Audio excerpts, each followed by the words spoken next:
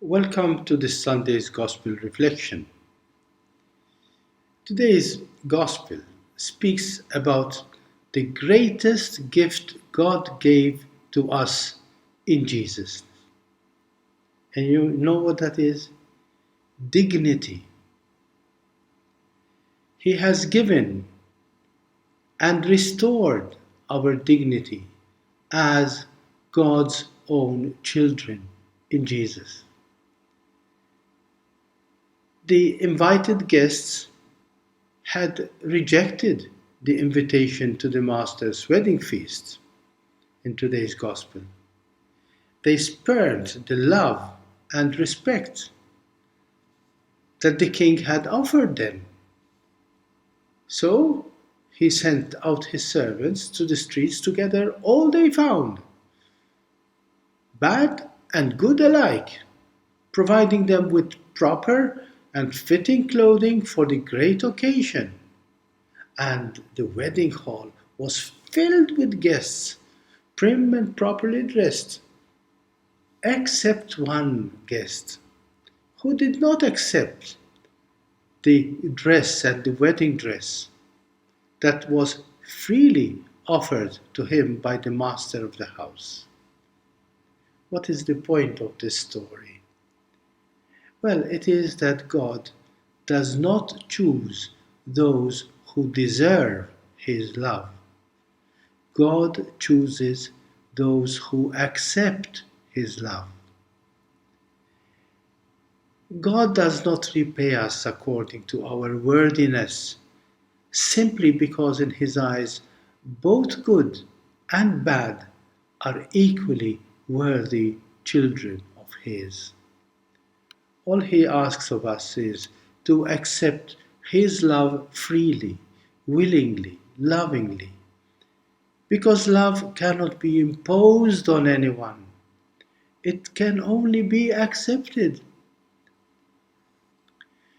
That ungrateful man refused to accept the gifts, exactly like those whom he had invited in the first place. They were so taken up with their self sufficiency that they simply ignored the invitation. Yes, God's love for us is not just a gift, it is an open invitation that he offers us in total freedom. God loves us so much that he never imposes himself on us. The final word is always ours. And this is the source of the God given dignity of every human person. St. Augustine put it this way: God who created us without us, he cannot save us without us. Freedom is the source of our dignity as God's own children. God does not impose anything on us, not even his love. Which reminds me of what Mother Teresa repeated so often: what I can do, you cannot do, but what you can do, I cannot do. Together, let us do something beautiful for God. And this is God's language. This is love's language. What I can do, you cannot do, says God. But what you can do, I cannot do. Together, let us do something beautiful. God does not love us in a paternalistic, patronizing way. He wants us to be beloved lovers in an equal and freely accepted partnership with Him. He did not want to create either puppets or spoiled brats.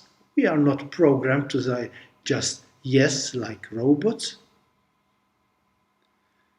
As His children, we are not just privileged, spoiled beneficiaries of an infinitely pampering, possessive, and controlling God. He created us in His image and likeness, which means He created us with the supreme dignity to freely accept or refuse the infinite love He has for us.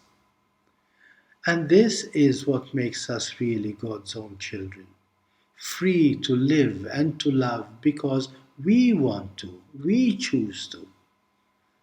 We could be the most lucky, pampered, perfect beings, but without dignity, we would be just worthless puppets, toys to satisfy a possessive, dominating tyrant lover.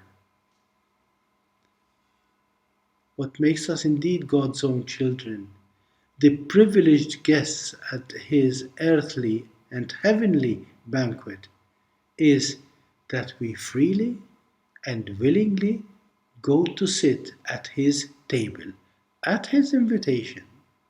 But it is we who choose to accept or refuse that invitation. Without this freedom, we would be just prisoner guests to satisfy God's own infinite ego.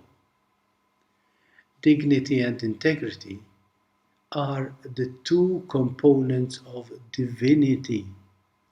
This is what God wanted to share with us when He created us.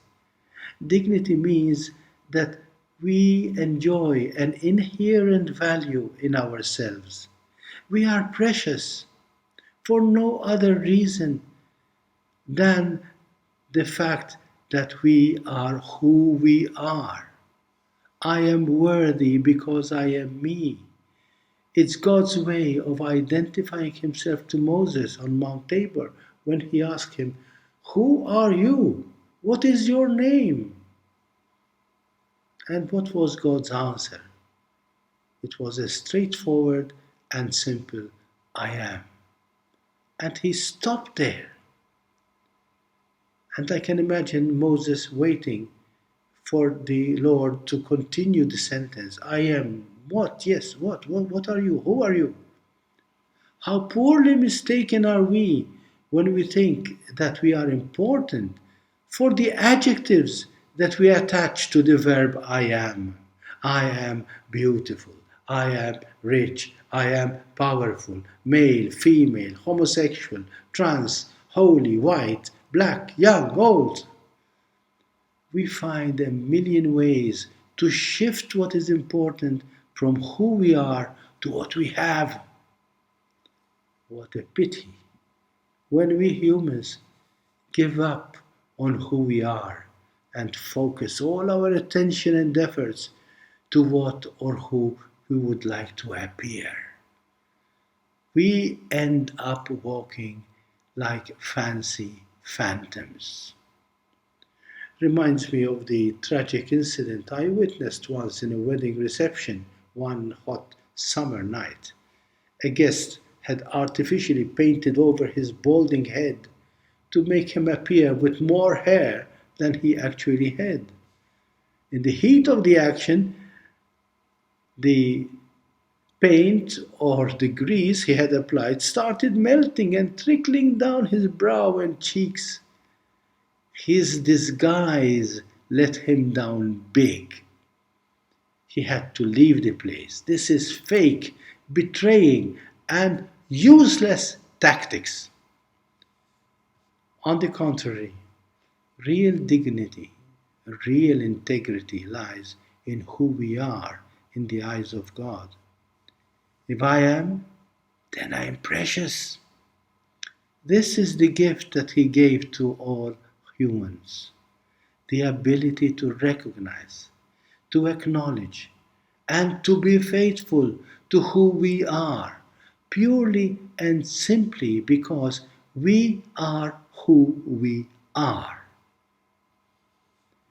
We become fully human, fully faithful images of God who created us when we can truly, simply, humbly, gratefully, responsibly say, I am who I am. It's the same name of God. No makeup, no make down, no artificial masks, no plastic smiles or plastic tears. Just you. I am who I am. No, no, no. This is not pride. It is proudly and gratefully accepting our God given dignity and integrity. This is the unique dress He wants us to wear at His Son's wedding feast. He wants us to enjoy the feast and not the dress that ruins the feast. The world preaches otherwise. It knows well enough that if it does not sell its dresses, its makeup, its degrees, its qualifications, its votes, its honesty, then its commerce based economies will go bankrupt. Be gratefully proud of your unique, inherent dignity of being a precious, beloved son or daughter of God. Thank you, and God bless you.